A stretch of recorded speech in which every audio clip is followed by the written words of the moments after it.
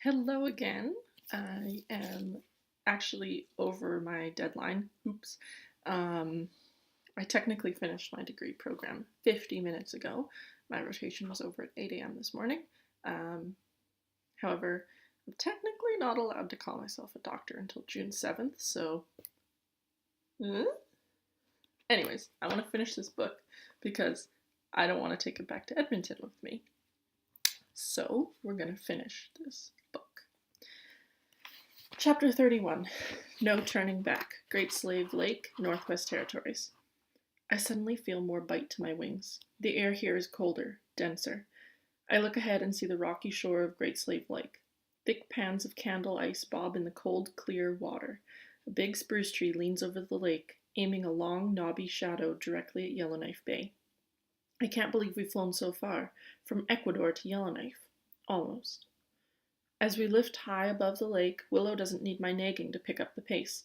She's cruising right beside me, and I'm actually working hard to keep up. Pivo, however, is less than thrilled to see Great Slave. That suits me just fine. Says I'm still in control here. Listen, Wisp, she calls. I really think we should skip the "Who's we?" I shout without looking back. Okay, us, you, whoever.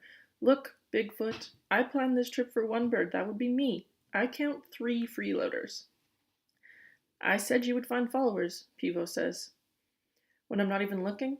That's the way it works sometimes. Give me a break. I completely forgot how often this person uses just lines upon lines of different people talking, and it's so confusing.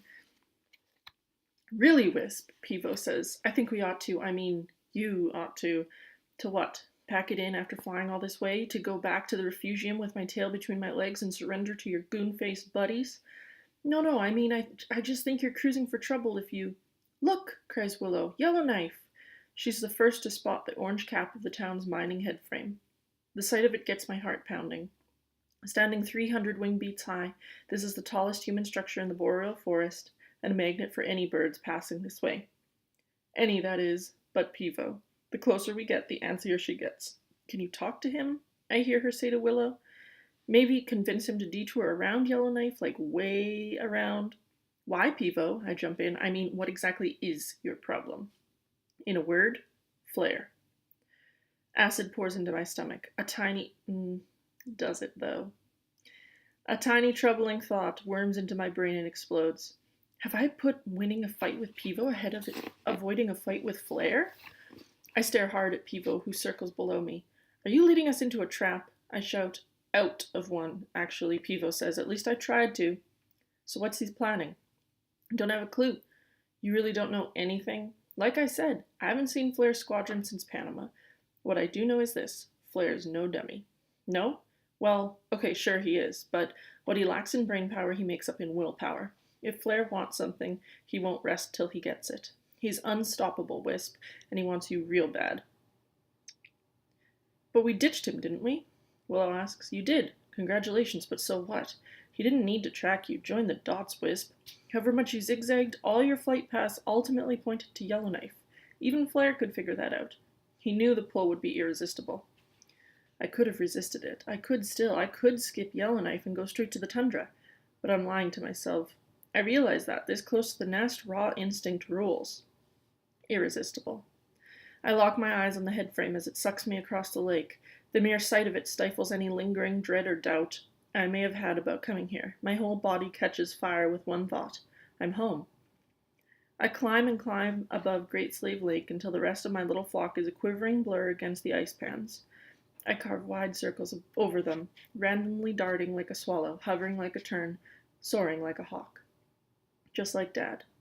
I can barely contain this energy, and then it starts, a spine-tingling call that for the first time in my life erupts from deep in my throat. Beep, beep, beep, beep. After a slow, silent stall, I put in my wings and drop into a tailspin, spiraling straight for Pivo. I blur past her, grazing the wing. Seconds before, almost crashing into the legs, I thrust my wings forward, spread my tail feathers, and get them screaming. Vroom! I end my show with an inside loop. breaking into a full barrel roll and smoothly click back into place a couple beak legs ahead of Gonzo. Loco choto cabra. As much as I love doing tricks with Gonzo, I know this act is mine alone. Can't help it, Gonzo, I say, doing my best to sound sane. The fever passes for a few wing beats, but soon heats up again. Just as I angle my wings to climb, Willow and Pivo start circling around me. Look, Wisp, Willow says, don't you think you're getting a little exposed up there? I mean, who's not going to see you showing off? Or hear you, Pivo adds. But it's too late. The fever engulfs me again, and I'm plumping into another steep climb. It's just so hormonal. Chapter 32. Headframe, Yellowknife Bay, Northwest Territories. In spite of all my frosty talk, and crazy air shows, I'm secretly glad to tuck in closer with my strange flock as we cruise towards the bald north shore of Great Slave Lake. Yellowknife is not exactly what I'd been aiming for all along, but for the moment it feels right, very right. After billions of wing beats, the storm of relentlessness that whisked me all the way from the Amazon seems spent. Tamed, at least. Meanwhile, my brain is still dulled by the fever of coming home. Flare is the furthest thing from my mind. I instinctively pull up and veer away from shore when I spot a big brown and white raptor leap from a lakeside pine. I study it gliding above the water, wings swept back in two trim V's. I would really appreciate if he just got eaten right now. The end. That wing shape, I remember now. Osprey. Fish eater. Harmless. I veer back and follow it just 100 wing beats up. Hey, Weep, what are you doing? Gonzo cries. Watch this, I say, right below us. Gonzo opens his beak, tips it to the lake, and rocks it back and forth. The osprey swoops low to the water, slows almost to a stall, hovers, then sploosh! It plunges in with open talons. There's a trick for you, I say. Forget it. No, wait. The four of us circle the spot where the osprey disappeared. A big spray of water, and up it comes with a pearly trout in its claws. It shoots out of the lake, pauses in midair to shake off the water, and slings the fish away to its nest. It's been so long. It feels so good to be home. The giant orange-topped head frame pulls me into Yellowknife. The others follow, our flock tighter than ever. The head frame is so tall I have to climb steeply to land on its flat metal roof. Bad move. I don't see who's waiting for us up top. A ring of ravens descends on us in a cloud of glistening black feathers. Kirk, kirk, go the ravens as they pounce, pinning us with their feet. Took you long enough, says the biggest one, who wears a beard of long, scruffy feathers and a thatch of fuzz on his belly that covers his legs like trousers. Been watching you like all day. It's long past supper time. My lungs shrink and I have to gasp for air.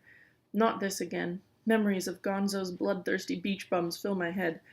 Say something, Gonzo, I squeak. What's that, Runthawk? Growls the bearded raven. He snaps his beak, he pops his jaws. Nothing, I just wanted to introduce my friend here. I jab Gonzo in the gut. Gonzo bows low, flaring his tail and wings. I notice that Gonzo is about a third bigger than the other ravens. Trouble is, there's only one of him, and hundreds of them. Gonzo clears his throat. Buenos dias, amigos. The bearded raven the three-eyed raven inflates his neck and vibrates his hackles. A chorus of high-pitched trilling erupts from the circle of ravens around him. This is not good. It's Willow's turn to jab Gonzo. These guys don't know Spanish, stupid, she whispers.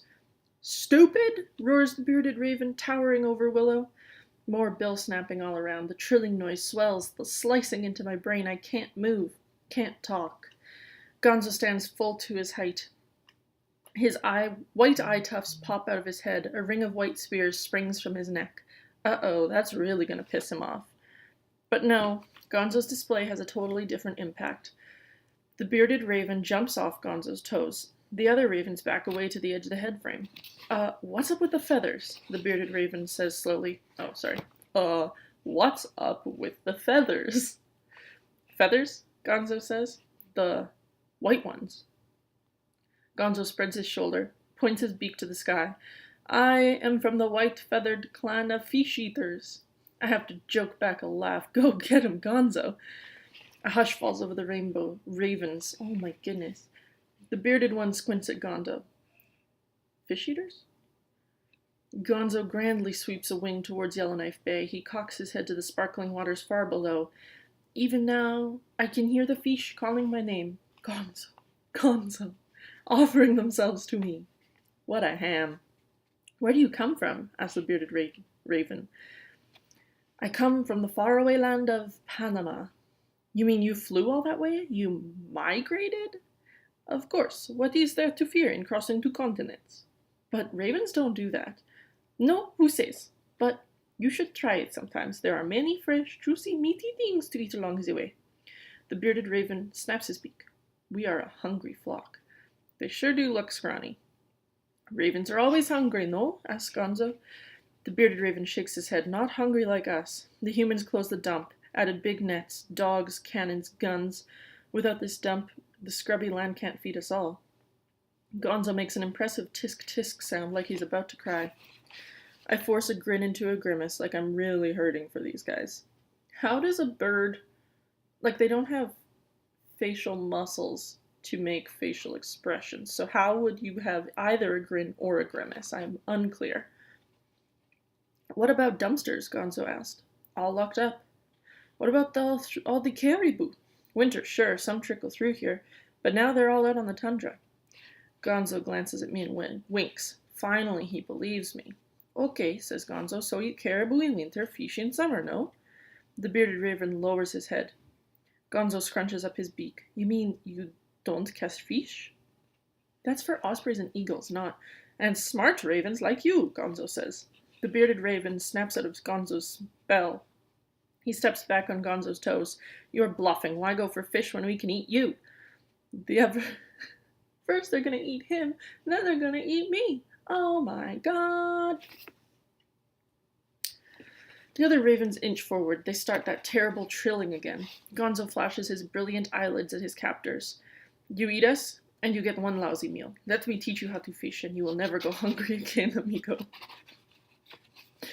You have my promise.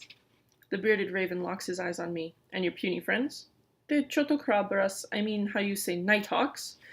They are my teaching assistants. You need them too. Gonzo gives his wing a quick flip. So, deal or no deal? I feel like the writing is just getting worse. The bearded raven hops from foot to foot. He bobs his head. He turns to look at the circle of starving ravens. Gonzo stretches his amazing wings. Come on, let's go.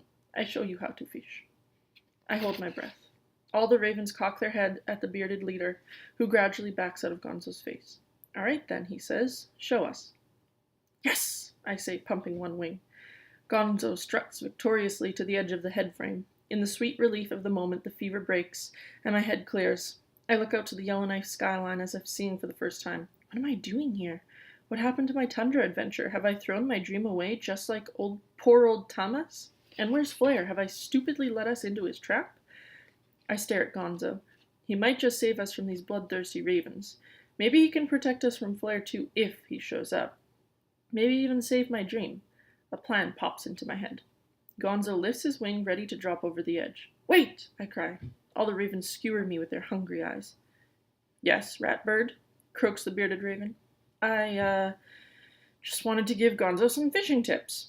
Gonzo turns his head and blinks at me. I give him a pleading look. Gonzo gets it. Of course, he says, hopping over to me. Con permiso, he says to the bearded raven. Please excuse us. And he wraps his huge wings around me in a huddle. The bearded raven snorts. He rakes the metal roof with his claws. I whisper my plan to Gonzo. Sounds good to me, he says, hopping away with a big show of wings. Now we will catch even more fish. Gonzo struts back to the edge of the head frame, catches a gust, and drops out of sight. A torrent of black wings follows him. Willow and I are left alone on the bare head frame roof. Willow and I. Willow whips her head around. Where's Pivo? I thought she was beside you. Nope. My wings go stiff. I told you she was up to something. Maybe she, I don't know, saw the ravens and took off? Maybe not. I scan the sky for a lone bird with a dagger-shaped wing. Nothing but a few gulls chasing a crow. A float plane lifting off above some houseboats. I search the skyline of stubby office towers and leaning shacks. The charred hulks of houses torched in last summer's fire still blink at the edge of town. I spot a green and yellow building shaped a bit like frogs. Moosehead Public School. Oh, apparently the school looks like a frog. It survived the fire, I say under my breath. Great, but don't you think we should find Pivo before we... I can hardly hear her. The fever has recaptured my brain. Without giving Pivo or Flare another thought, I plunge over the side and zoom straight for the place I was hatched. Okay, hold on. Yes, okay. One more. Chapter 33, Ambush, Moosehead School, Yellowknife, Northwest Territories. I feel like the title of this chapter is maybe gonna give away what's gonna happen in this chapter. The school roof is exactly as I remembered. It triggers a mishmash of memories. Snuggling under Mom's breast, fighting with my siblings, listening to my dad's stories. Thrilling to his aerobatic stunts, discovering I'd never be the navigator he wanted me to be, freaking out after the fire split our family apart. There's no sign of Flare, but I'm getting antsy. Look at this, Willow exclaims, pointing to an exposed patch of tar. You can see Winnie's tracks. Good God. I shoot another look at the sky and hop over to her. And this, I say, staring at Dad's frantic wing prints he made just before a raven plucked our brother off the roof. Doesn't tar, like if it's hot, like if it was a fire, wouldn't it just melt and then not have wing prints left in it? Just an idea. My heart jumps to a sharp click behind us. I turn to where the sound came from, a tall metal box at the edge of the roof. I'd never noticed it before. Freeze, I whisper to Willow. Though we could easily fly away, I don't budge. I have to know what made that sound. I only hope we're invisible against the gray-brown pebbles. The box cracks open, revealing a door. In the dusky light, I can just make out a human hand. It slowly pushes against the door, and out steps a boy. My first instinct is to bolt, since he reminds me right away of the boy who chucked rocks at us in Puebla.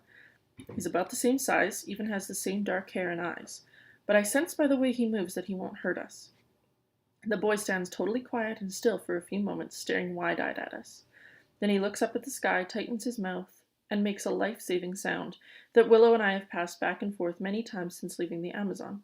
Creak, creak, creak, creak! A Nighthawk alarm call. Do you believe it? Willow whispers. A human calling like that? Shh, listen. At the outer limits of my hearing, I detect a faraway response. Creak, creak, creak, creak. The boy lifts something with two glassy eyes to his face. Who's he looking at? Whispers Willow. Dunno. Pivo. Would you shush? I say. Guardians don't do alarm calls. What I hear next raises my nape feathers so fast I almost pop off. Beer, beer, beer. Willow beats her wings against her back. Creak, creak, creak, creak, she calls at the top of her lungs. I bat her down with one wing. What are you doing? It could be a trick. The boy whips out a small square box and holds it to his face. A small square... I mean, I knew it was binoculars before, but what's a small square box? Is it a camera? Maybe it's a camera. But listen, Wisp, Willow says right out loud. It's got to be. Beer, beer, beer.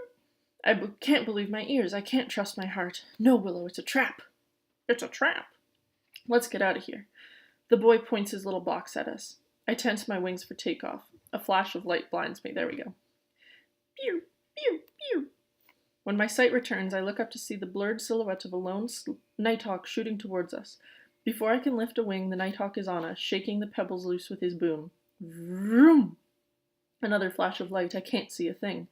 Wisp! Comes a voice I thought I'd never hear again. Willow! I blink away the blindness. Then tears get in my way. I open my eyes to the beaming face of my father. Damon traps us in a wing hug. His name is Damon. That I hope will never end. Flash! Dad! Dad! Dad! Willow keeps saying. We thought you... Not now, Willow. We have to. I jerk my head above the tangle of wings. Below all the laughing and sniffling and ruffling of feathers, I hear a deep rumble. Dad, I whisper, listen.